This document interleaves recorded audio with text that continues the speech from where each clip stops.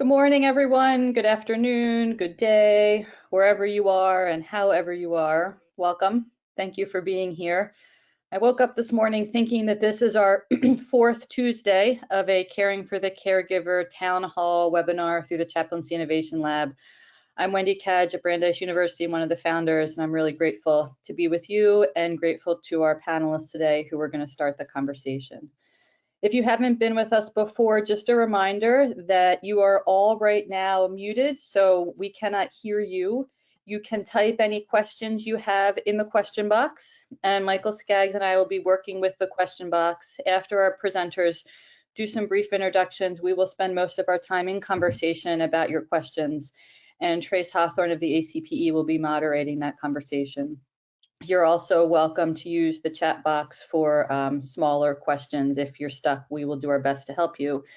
This webinar is being recorded. When the recording uploads, which takes a little bit of time, all of you who registered will be sent the recording and any wonderful resources. Our presenters each week mention resources, and then people write to us and ask us, please send the resources. We will gather them up and send as many as we can with the recording and encourage you to send it on to your friends and family. All right, so we're thrilled this week to have Phillis Sheppard, Associate Professor of Religion, Psychology, and Culture at the Divinity School and Graduate Department of Religion, and I just heard Interim Dean of Vanderbilt University with us, and Shelly Rambo, Associate Professor of Theology at Boston School of Theology. So Phillis and Shelly, thank you very much. I think Phillis is going to start us off, sorry, and we'll go from there. Hello to everyone. Just one little correction. I'm interim academic dean. That's a very different piece of work than the deanship. I'd like to start off with a little piece, prose, poetry. And it's a combination of something I wrote when False massacre occurred with a reflection on what's happening now. Holy grief and spirit-filled mourning, righteous love and justice-seeking anger. Guide my steps, gather my thoughts, and form the words of my mouth. Always and in all ways, as the sun rises and the moon calls forth rest, may my life be a liturgy of love, walking in the path of justice, making the pilgrimage to be in community and communion, in commitment and on the ground. The blood, sweat, and tears, the pain-induced lesions that are now and again carved into our bodies and psyches and the spaces between us. This liturgy, life path, is changing us, demanding our love, requiring our tears, reforming our prayers. We're still on a pilgrimage in a world we barely recognize, in a world that we must build anew. Guide my steps, gather us in this liturgy, this ritual for now.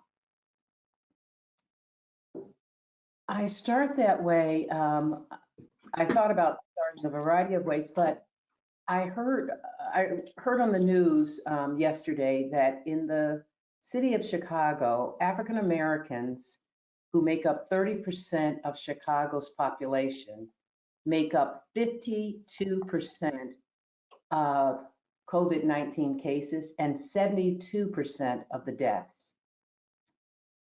I think that's one of the things that this global pandemic, this crisis has shown us, and that is that it is not just a health crisis, but it's one of those crises that is cultural and it's revealing.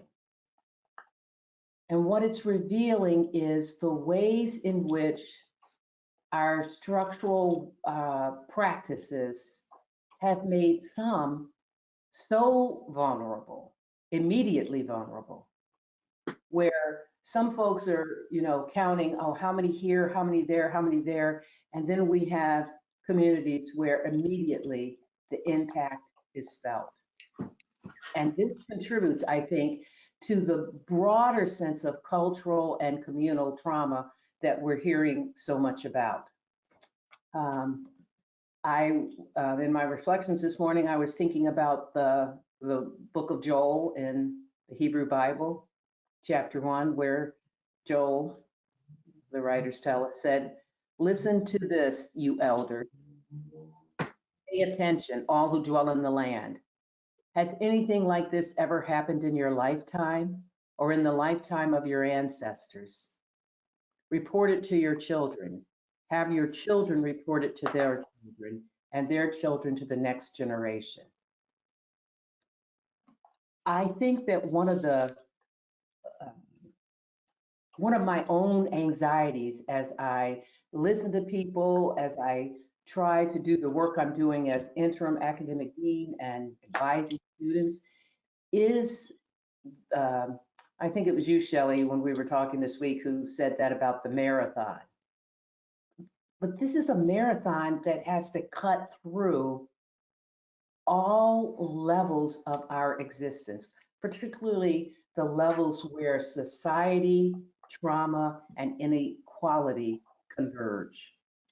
And we already, those of us who work with people closely and deeply, are very much aware of these inequalities. But deeply embedded in this global crisis is it's so basic. It's who will be tested, who will not be tested. It's a hard truth that we have to face, that the ways in which this crisis is, I start to use the word managed, but that word does not capture what I'm trying to say. But the ways in which we are dealing with this on so many levels is inadequate. And that inadequacy has developed over a long period of time. And I think chaplains are on the precipice of facing all these things that I'm naming every day. If any of you have gone on silent meditation retreats where you're invited to be still enough to allow daunting truths to emerge, in a certain way, that's sort of what's happening here, except that we weren't invited, we were forced. And in this period where we are forced to stay at home, we are forced to not touch people when we rely so much on it.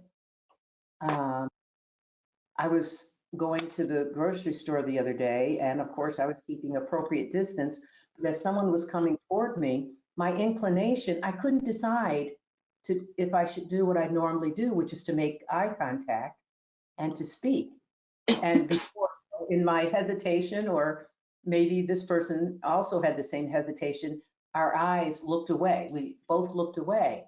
And I thought, I experienced that as such a deep loss that, okay, we can't touch people. We've got to keep distance. And now that basic communication of I see you, we have to renegotiate.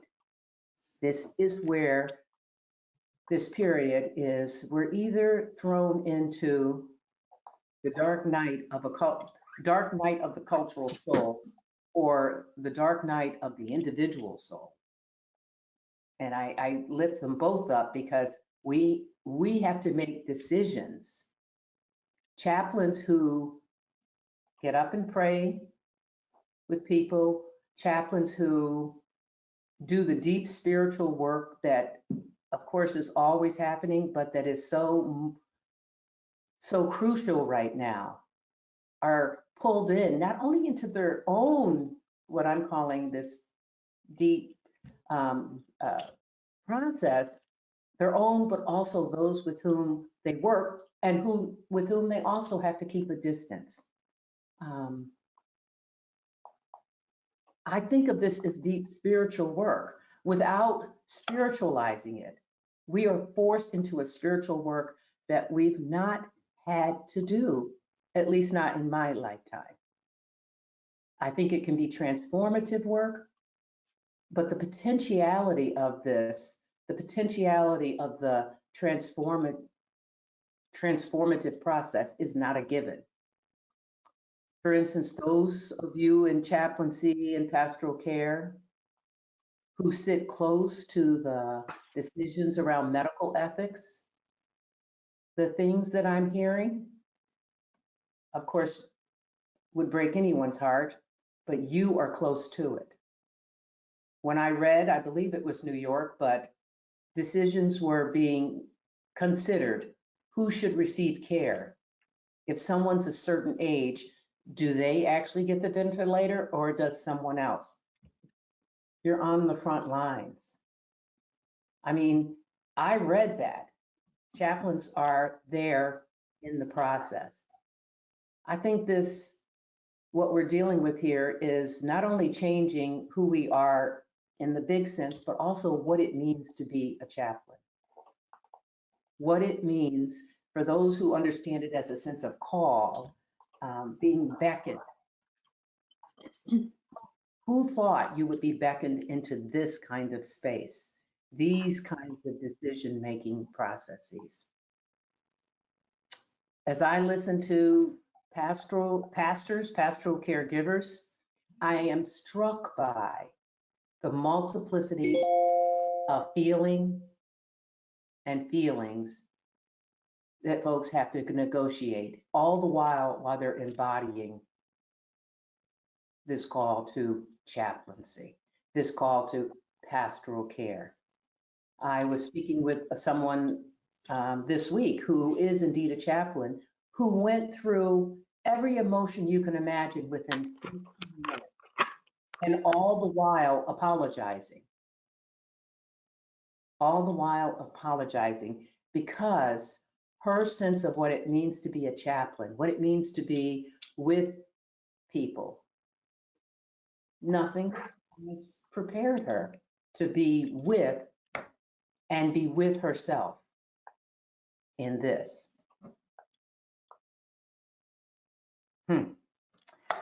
I want to say that in spiritual care, chaplaincy care, in general, we tend to direct our attention toward loosening the grips of fear and anxiety about something that's, a medical situation that's immediate. And a lot of times we don't have to think about the way that it's spreading out, which is why I keep bringing us back to the idea of the cultural nature of this, the social nature of this, because this nightmarish daily infliction of what's going on and the news is wreaking havoc, I think. And many, I think, feel compelled to not only do the work that we're called to do, but feel compelled to read the news throughout the day. It's almost like it's a liturgy of the hours where just reading the news and trying to manage this.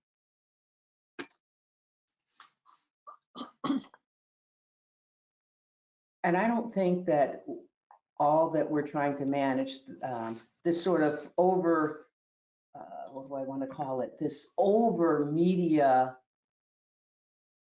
directing our attention to the media in this way.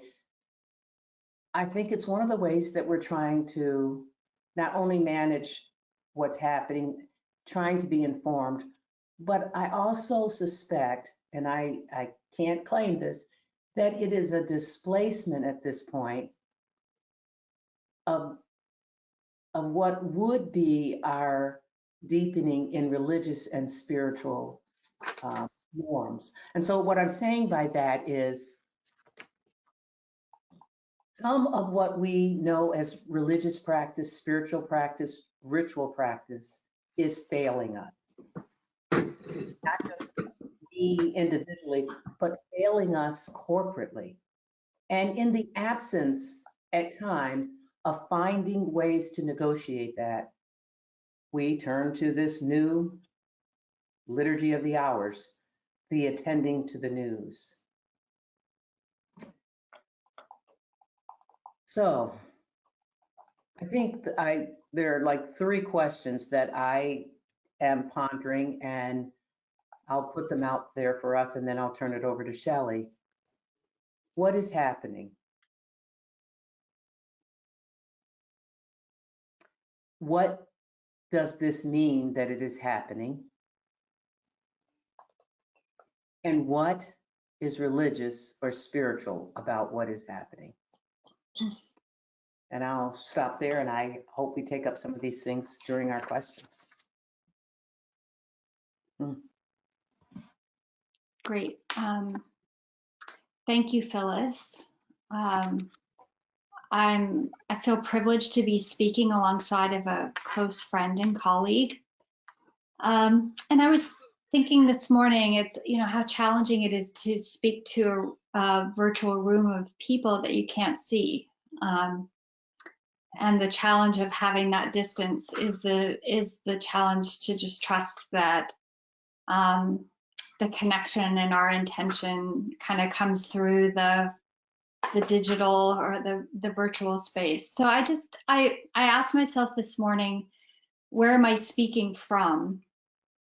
I'm not speaking from a hospital. I'm speaking as a resident of Boston, who is very aware that this is a peak time in Boston, in the city of Boston, and in Boston hospitals. I'm speaking as a neighbor. I'm speaking as a friend. I'm speaking as a sister and an aunt.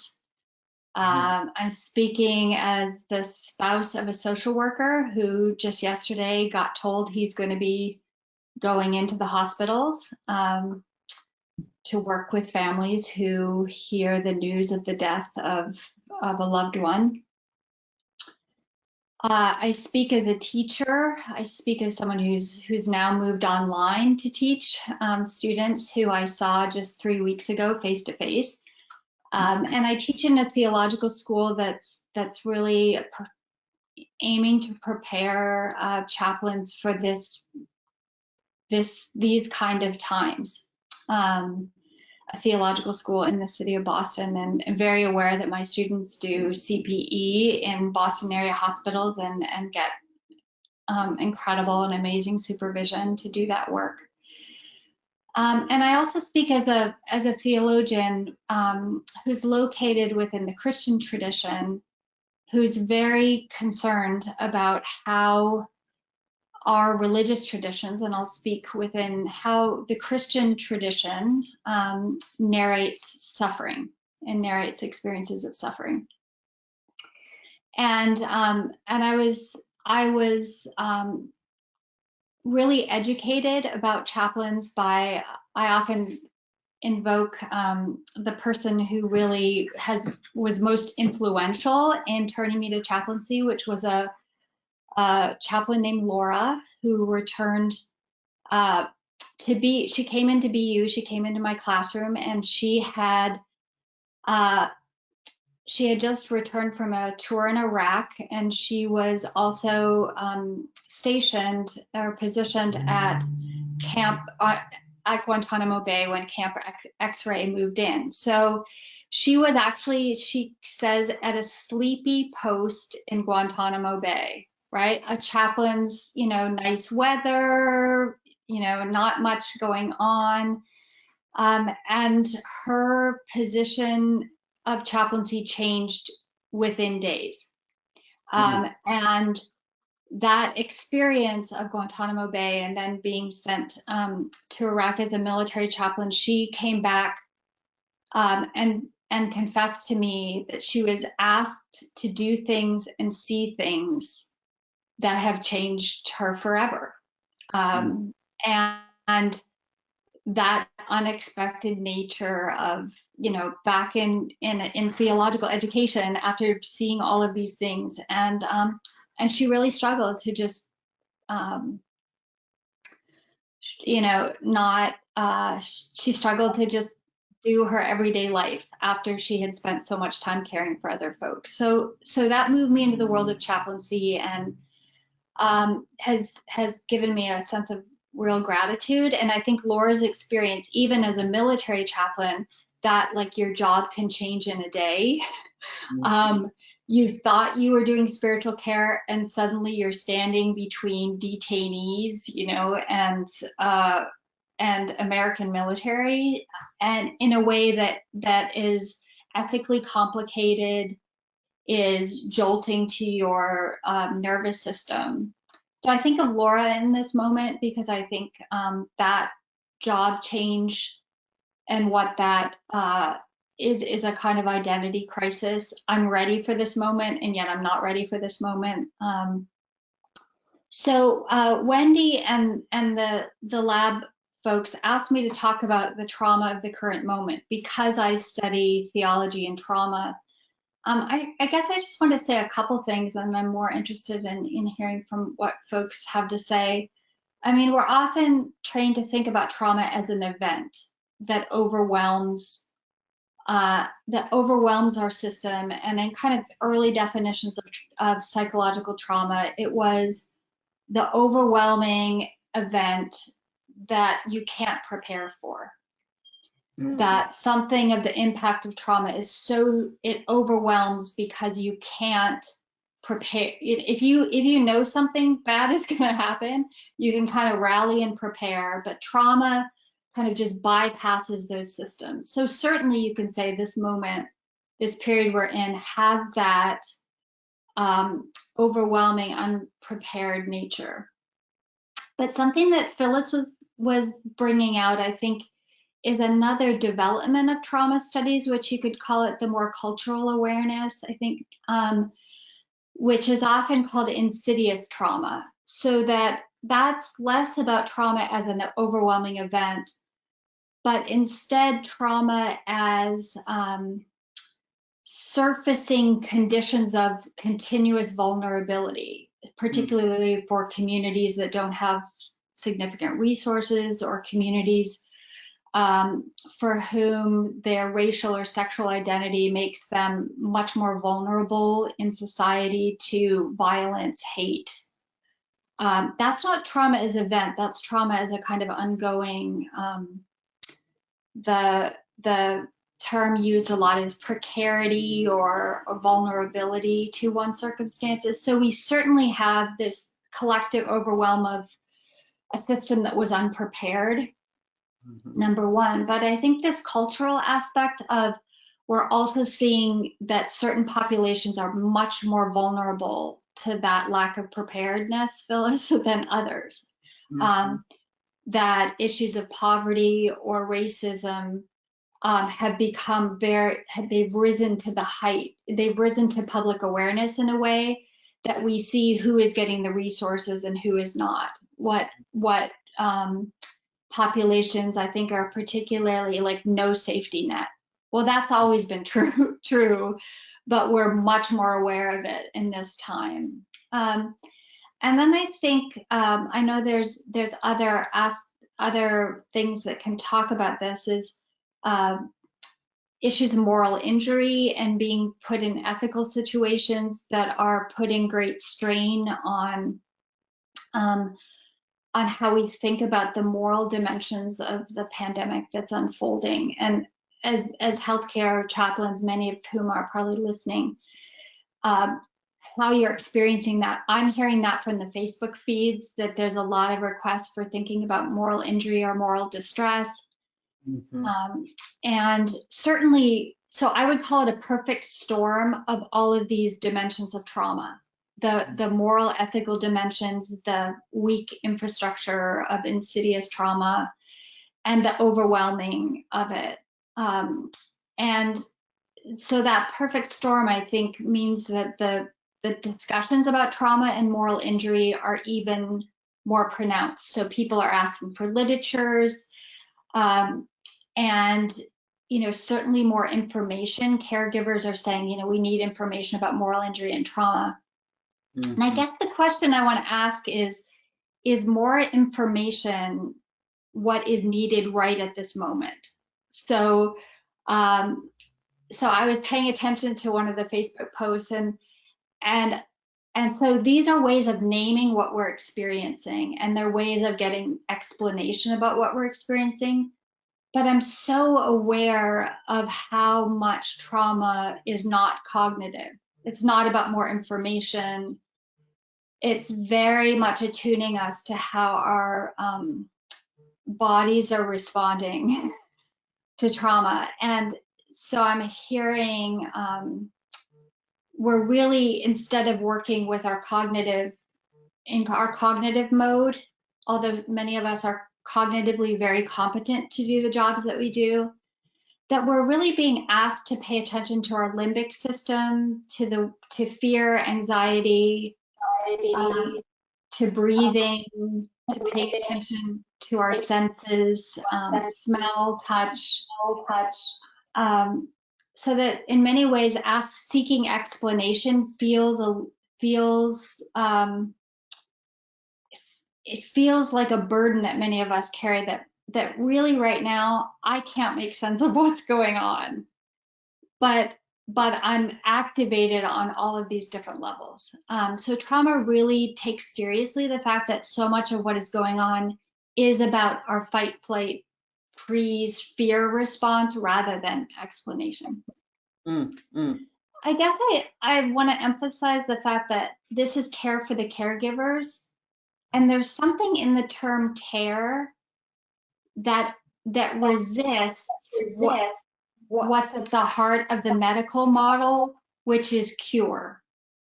So the medical communities are about cure, but the work that chaplains or caregivers do does not depend on cure.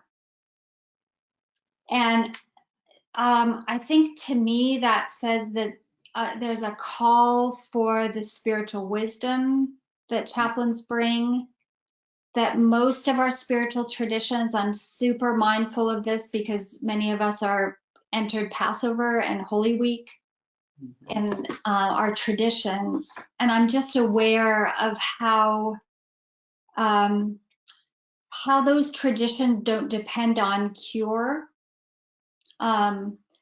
They speak about long processes of staying with suffering. They're kind of long marathon traditions that develop certain spiritual muscles in us that are different than kind of competency-based problem solution kind of exchanges. And I'm just so mindful of how much we need those soulful caregivers, not to provide solutions, but to kind of hold the anxiety and fear and pain in a time when it's very unclear about cure. It's just very, when are we going to find a cure? As that looks like it's not immediate, I really think chaplains and spiritual caregivers are going to be the long-term spiritual activists who say it's about abiding, it's about tarrying in some traditions, it's about witnessing without knowing what's going to come of it. So I think that's all I want to say. I think I'm so grateful for the chaplains who are trusting the spiritual wisdom at this time. It's not always rewarded, but it's the long-term, it's the long-term, I don't know, wisdom that I really count on during this time. So thanks.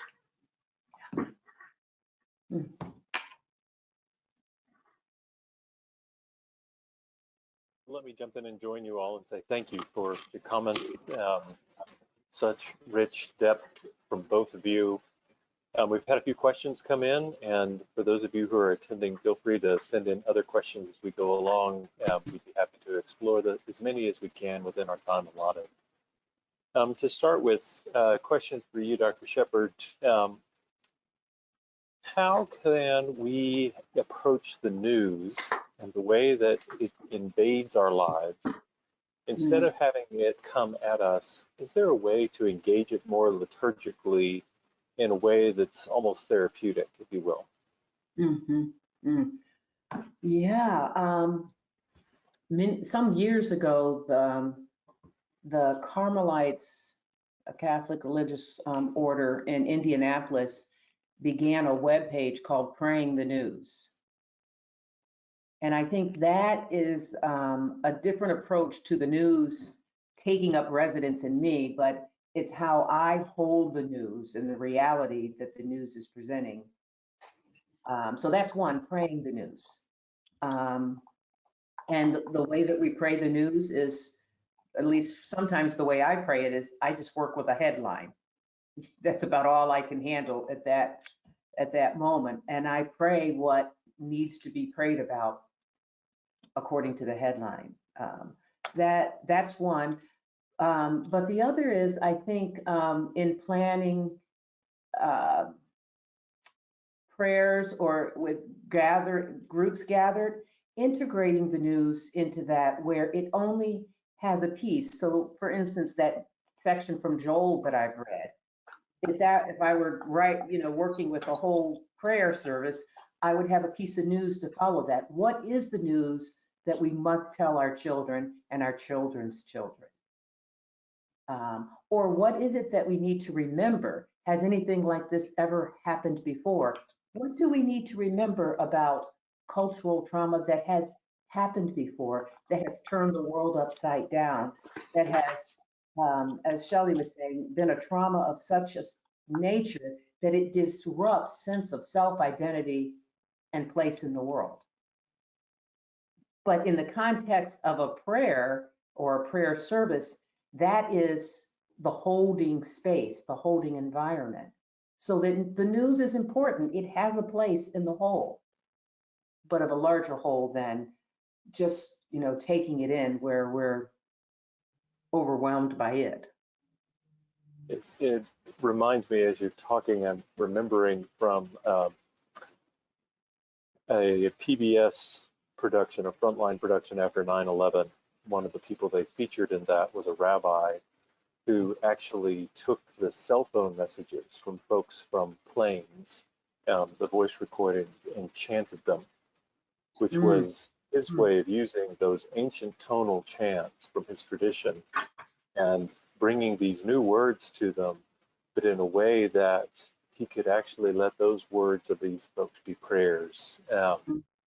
It was a way of actually trying to integrate the traumatic experience rather than letting the traumatic experience define it. Mm-hmm. Beautiful. Mm-hmm. Shelly, I'm curious if you have any comments about that one. I guess I was thinking about, I love Phyllis's invitation to situate the news within the long history, right? Not just to think of, and I think I'm just very mindful of, I was thinking about the Easter Vigil on Holy Saturday and the selection of biblical texts that are read during that very long service. And they're all texts about the impossibility of life coming out of death. That all of those narratives they're all my favorite, which says something about my liturgical sensibility, but they all begin, it's Ezekiel and the dry bones. It's the impossible delivery of the Israelites out of slavery, right? A making a way out of no way. And they all start in impossibility and they move slowly towards maybe a glimpse of something, not quite hope, but hope. It's so small, right? But those biblical texts or those sacred texts in any tradition, we've got those which narrates it's the kind of anti-news. It's the quick, instead of the kind of quick fix, it's situating these within the long arc of, let's say, cosmic history, which is the promise is that the laboring of the path of suffering and justice, right? It's slow, but we recite these texts, right? And they become they weave into who we are.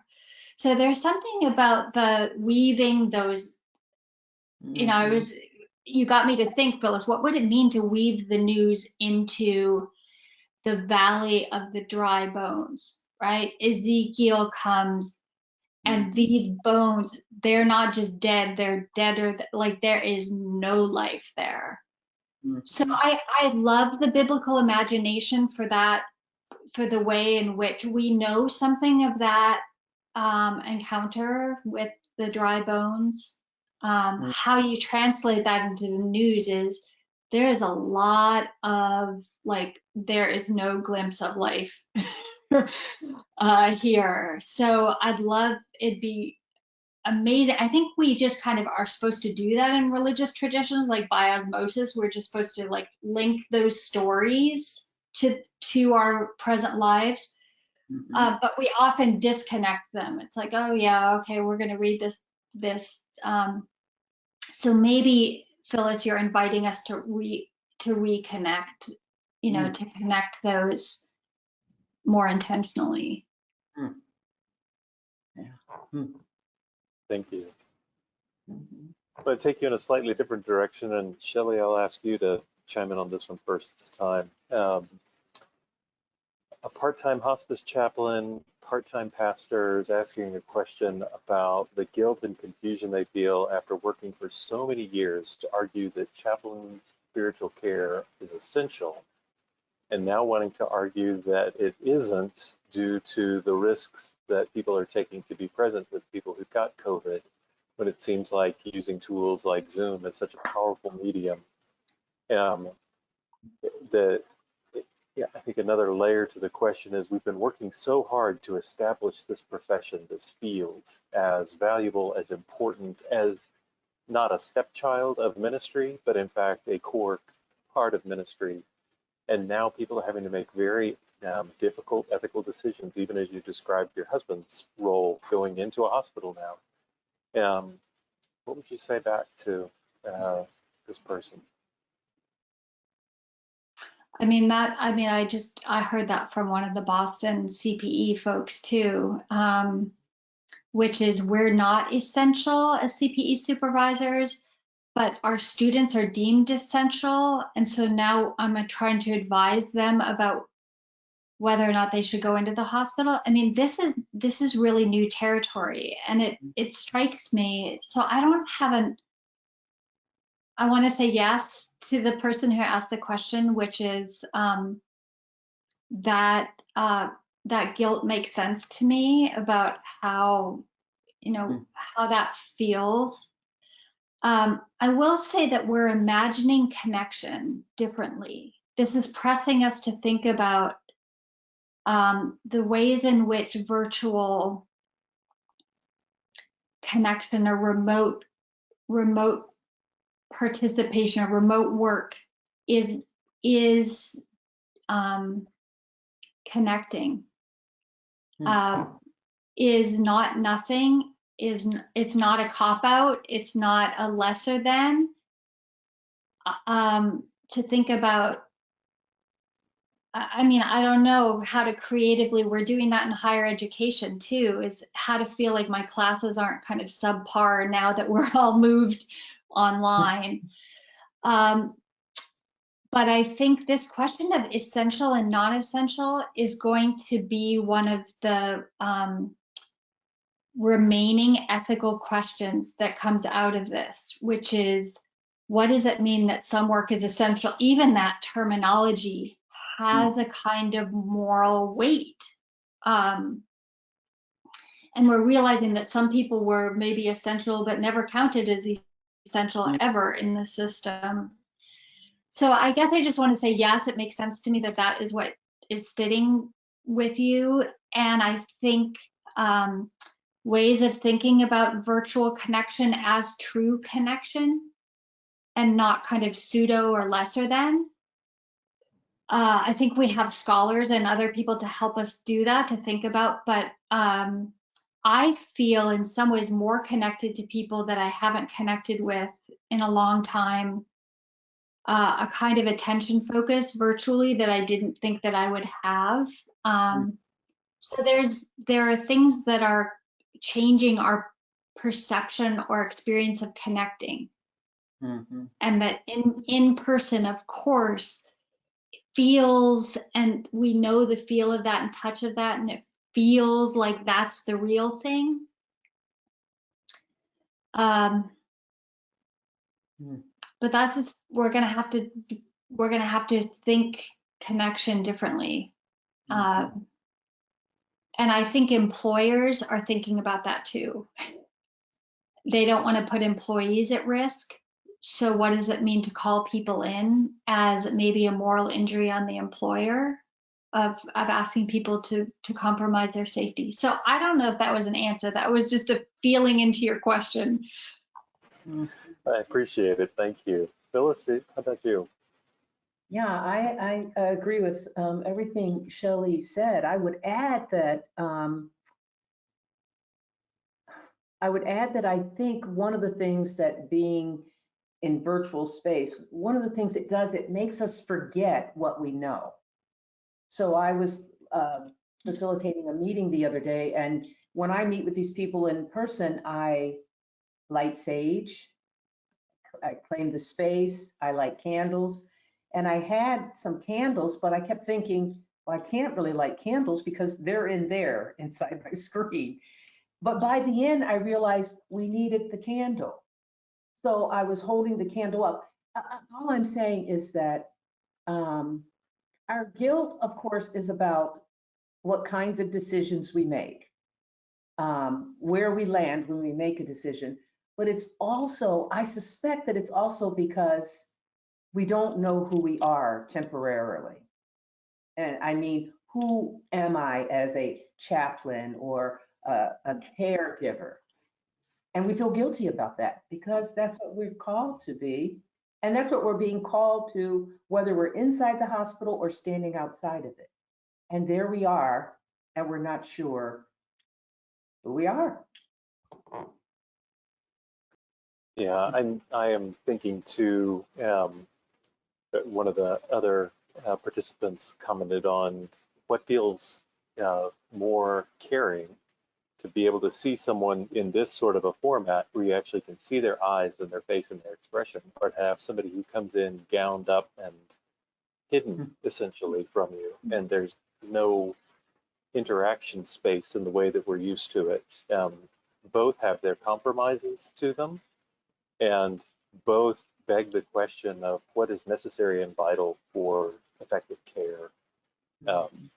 The thing that convinced me around using these kinds of medium where it's actually physics, that if quarks can affect each other across galaxies, certainly we can do this through a digital portfolio or profile. So I'm going to turn it in a different direction. We had one participant ask, what are the practices and approaches to providing care for doctors and nurses at this time, especially when they're so reluctant to slow down, or they don't even have the time to slow down?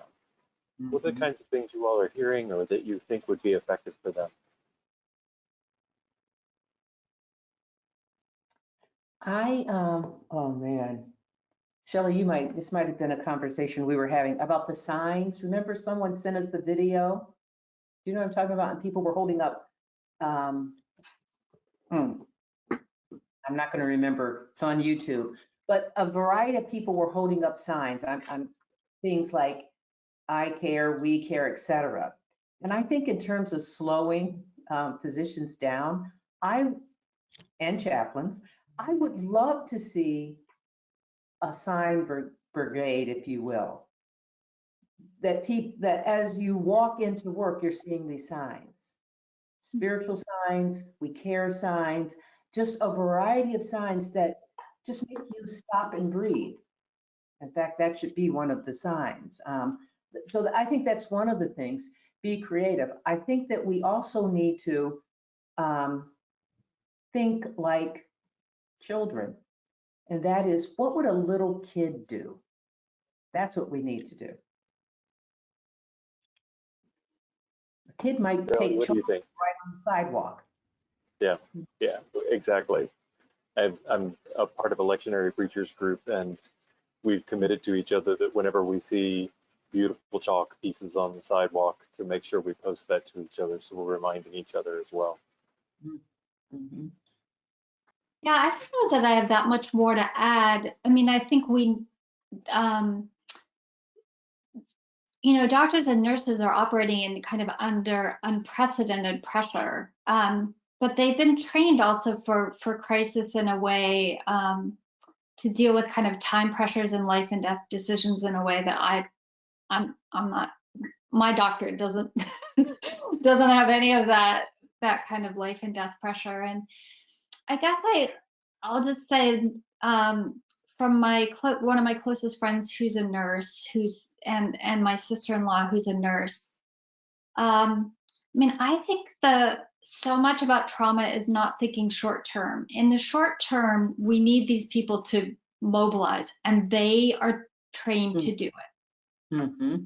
But I'm really interested in what happens on June 1st, right? I mean, we don't know the timeline. I'll just say in trauma, there's often people are rushing immediately for resources. There's a recognized crisis.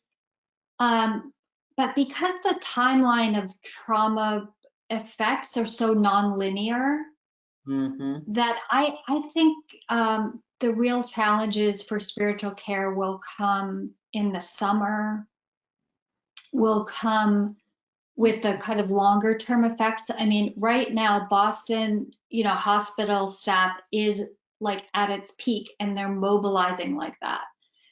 And so I do think the signs are important, or the creativity around how we can say you're not alone.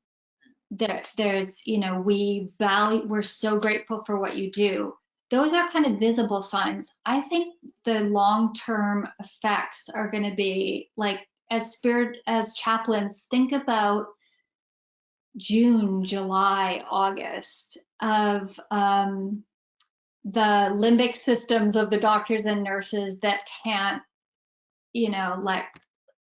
let down after this kind of intense period. So I always think, everybody's ready to be responsive right now, but we're so short term. We're so quick fix short term in the United States, I'll say, that that trauma teaches us to pay attention after all of the visibility around the pandemic is subsided.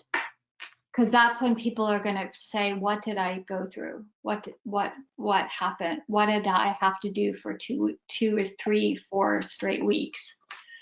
Mm-hmm. So I would think creatively down the line, a little further out.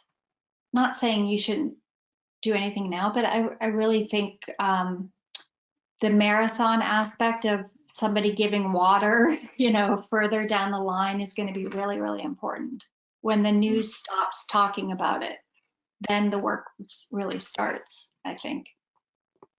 It really seems to mirror your earlier comments about this long arc and where we position ourselves along the arc, recognizing that while the world may be in a downward trajectory, that doesn't mean that individuals that are living within this space have had a chance to move to that place yet, that we don't all move in the same timing throughout. There was another question that I'll direct to you this time, Shelly. Someone appreciating the need for less cognitive resources and explanations.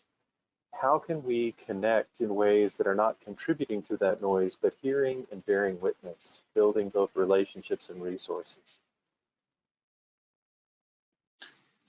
You mean how to really kind of work out of the limbic system for a response? I mean, I see so much progress in this area. This is where I think so much of the artists, the drama, the body movement, the non real cognitive stuff. I just think there's so many resources around how to think about self-regulation and breathing. And I just think so many of our religious traditions are still so cognitive. Maybe that's speaking out of my Protestant is still, we're really good at kind of meaning making and explanation. And that we don't trust the somatic. So maybe like, okay, I'm speaking as in my Protestant self. So maybe I'm like, okay, I'll suspend the cognitive meaning making, but all this stuff I'm doing somatically just feels like it's disconnected often from my religious sensibility. So much work I'm doing is to think about how much our traditions are sensual. They are about senses, smell and touch and sound, rather than just seeing and believing. And I think we're incorporating more bodily awareness into our religious practices, but we don't inherently see those as religious, right? So they're like techniques we bring in from, oh yeah, yoga is helpful, or yes, contemplative or mindfulness meditation is helpful, but we're kind of often don't see those as deeply embodying the spirit. And there's often a kind of, we're just doing some add-on. I would challenge us to see those as deeply rooted in our spiritual wisdom. The women who came to the tomb were soaked in perfume because they tended to the body, like so sensual. So there's so much in there in our traditions, but we often feel like we've got to employ these from kind of mindfulness. We've got to employ these from outside of our traditions instead of trusting that they're deeply somatic within our traditions. But that may be such a Protestant response. So apologies to other people whose traditions are much more vibrant with the senses. That to trust those feels like we're not really supposed to trust those kind of bodily practices. So Trace, did I just reveal myself as deeply Protestant? And reformed. And reformed, yeah. That's true. Phillis is just laughing at me. There's an expression we use in our house that we often describe some of our dear friends as acadamented, and I would argue that that's a great example of academia. Yeah. Guilty. Phillis, Guilty as charged. Phillis can redeem the answer to this question. You're right on the mark. And of course, it's beyond our religious and spiritual traditions. It's deeply embedded in our society in the US.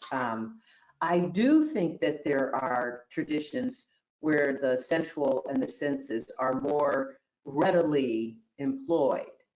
However, even in those Christian traditions, the body is not readily employed. So smelling incense, but smelling incense as you're walking. Back in the day when I was younger as a Catholic, I remember kneeling, standing up, kneeling, stand. Those kinds of bodily, you were constantly, the spirituality was being inscribed on your body in a way that I don't think is as prevalent today, and certainly not in places where religion and spirituality and trauma are being discussed.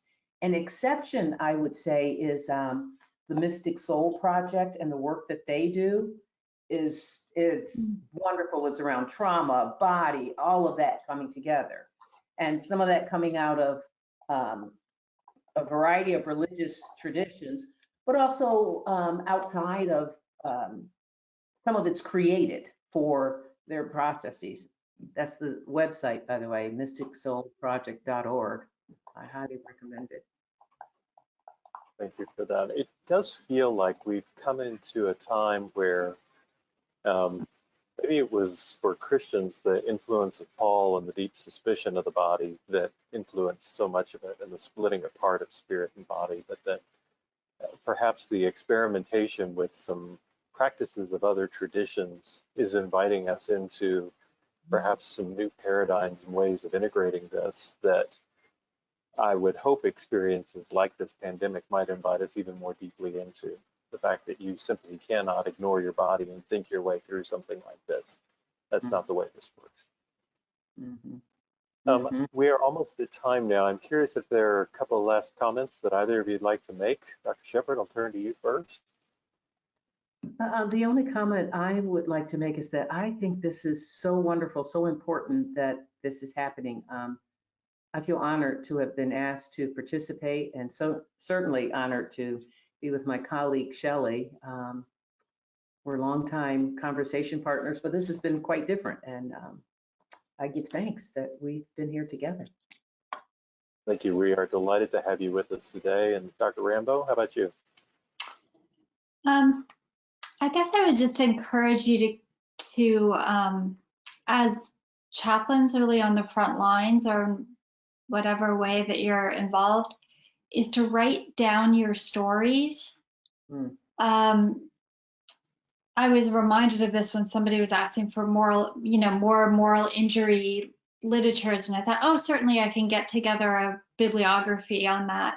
And then I thought, no, actually the important thing for you to do right now is to write down, what's the date today? April, I don't even know the date, April 7. April 7, woke up. Things are hard in Boston. Journaling or whatever, because I was reminded in the middle of the night when I woke up about the fear I have of ventilators. Like, I hadn't thought about that except when my mother passed. When my mother died maybe 7 years ago, it was a very traumatic experience with ventilators. And I had not thought about that, right, in a long time. About ventilators are really challenging for me. And I thought, if I had written down my experience with my mother, right, of the challenge on that day when there was a ventilator experience at Florida Hospital on that day, there's something about recording things that can be a sacred practice. So I guess I would invite folks, especially those of you, and it doesn't have to be fancy or polished, but keep an account of what is happening for you and see that as a kind of holy task or as a sacred practice, because I was reminded of like, wow, I wrote down nothing from that experience, right? 7 years ago. And to be able to revisit something later on might be the best gift, right? Rather than more information on death and dying, that to take our sacred records, of narratives and your life, or journaling, your life itself and what you're experiencing is a sacred gift, right? That just jotting some things down, I think, would be my invitation to you to see those narratives as holy testimonies to, as we know, to an unprecedented time we're living in. Thank you for that. I'm thinking how those narratives might inform a refreshing of our theology around human suffering, simply because none of us have ever experienced anything quite like this before. We know great violence, we know war, we know death. We don't know this. And how can we listen in this time with each other in ways that might inform, because who knows if this is the last time we'll experience this in our lives as well. It just feels like we're in a very different environment. Thank you again to both of you. To those of you who've joined us today, we'll be back again next Tuesday, so we hope you will come and join us. For those that would like to shift gears, we actually have another webinar starting in just a minute on international spiritual care and what's happening around the globe, not particularly related to COVID, but just more broadly. So if you'd like to join us, please hop on over to that one. Information on how to log in is available on the Chaplaincy Innovation Lab webpage. Thank you again, Dr. Rambo and Sheppard. It's great to be with you. Thank you. Thanks to everybody out there. We'll see you again next week.